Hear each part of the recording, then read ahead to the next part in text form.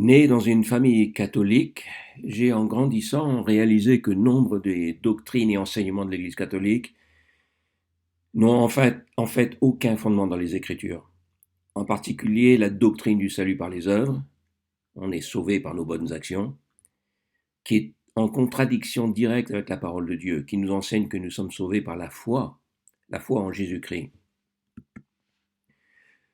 Je réalisais aussi à quel point notre pays, n'ayant pour toute alternative que le choix entre d'une part les enseignements erronés du catholicisme, ou des autres religions d'ailleurs, et de l'autre ceux tout aussi fallacieux des représentants du cartésianisme, on va dire, les philosophes et autres intellectuels, aveugles guidant des aveugles, comme nous le dit Luc 6,39, avec plus ou moins de bonheur, le plus souvent moins que plus d'ailleurs, notre pays donc était devenu un désert spirituel, avec les résultats que l'on sait. Le but de cette chaîne, donc, est de faire connaître la parole de Dieu à ceux qui sont en recherche, afin qu'elle leur soit une lampe à leurs pieds et une lumière à leur sentier, comme dit Psaume 119, 105. L'un des principaux arguments avancés par les catholiques lorsqu'on leur objecte que leur Église prêche des doctrines contraires à la parole de Dieu, telles celle par exemple du salut par les œuvres, nous sommes sauvés par nos bonnes actions, qui est en opposition à celle prêchée par la Bible, que nous sommes sauvés par la foi en Jésus-Christ, ou encore la fausse doctrine de l'Assomption de Marie qui n'a aucun fondement dans les Écritures, et que le pape est selon eux le descendant spirituel de l'apôtre Pierre, sur lequel Jésus aurait déclaré qu'il allait bâtir son Église.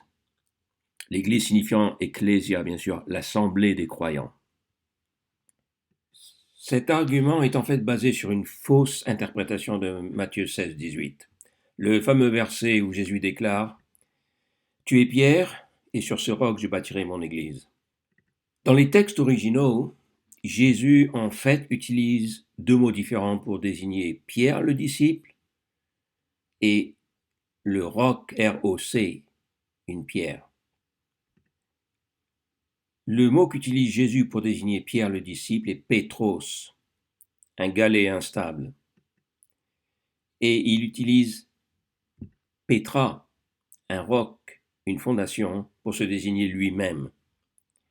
D'ailleurs, intéressant de noter que Pétra est un nom féminin, contrairement à Pétros, qui est un nom masculin. Donc Jésus parlait de deux choses différentes là.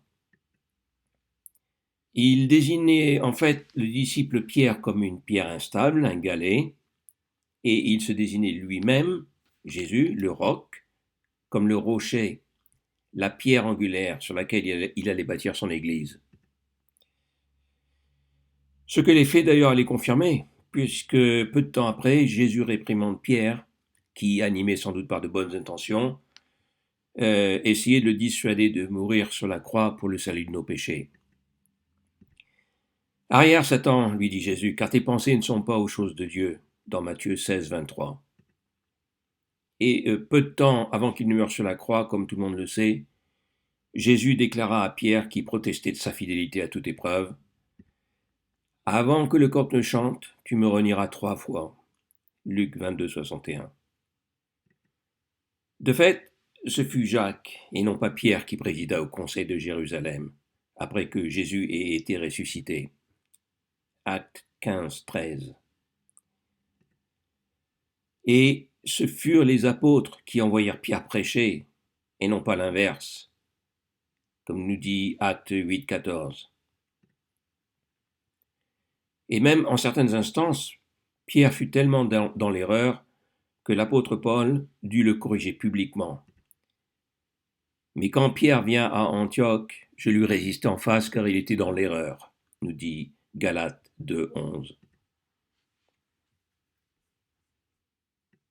Le fait que c'est bien Jésus-Christ et non l'apôtre Pierre qui est la pierre sur laquelle est bâtie l'Église, l'assemblée des croyants, est confirmé par plusieurs versets de la Bible,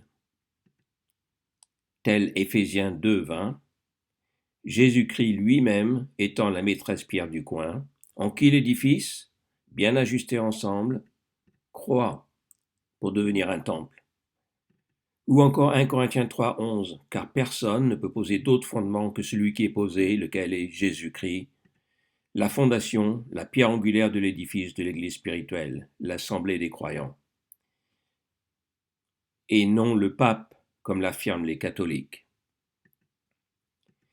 Et c'est à la parole de Dieu et à elle seule qu'un chrétien doit se référer. J'espère que cette vidéo aura contribué à éclairer votre sentier. N'hésitez pas à cliquer sur le pouce en l'air et à la partager avec ceux que cela pourrait intéresser. À bientôt.